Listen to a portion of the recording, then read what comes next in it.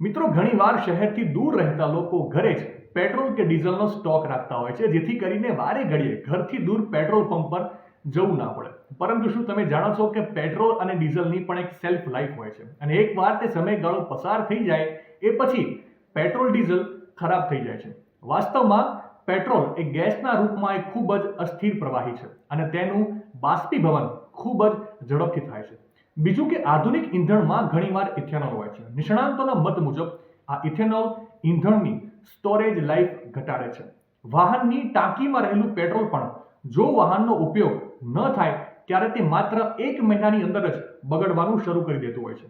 ડીઝલની વાત કરીએ તો ડીઝલ પેટ્રોલ કરતાં રાસાયણિક રીતે વધુ સ્થિર છે, એટલા માટે તેની સેલ્ફ લાઈફ વધારે લાંબી હોય છે. ડીઝલ 6 મહિનાથી 1 વર્ષ સુધી ઉપયોગમાં લઈ શકાય છે. નિષ્ણાંતોના મત મુજબ પેટ્રોલ ડીઝલને સ્ટોર કરવાની જરૂર લાગે તો ઠંડી અંધારાવાળી જગ્યાએ અને ચુસ્ત ધાતુના કન્ટેનરમાં પેટ્રોલ ડીઝલનો સંગ્રહ કરવાથી તેનું ઓક્સિડેશન અને બાષ્પીભવન ધીમું થાય છે. માહિતી સારી લાગી હોય તો રીલને વધારે શેર કરજો, અને આવી જ અવનવી માહિતી માટે સંદેશ ડિજિટલ સાથે જોડાયેલા રહેજો.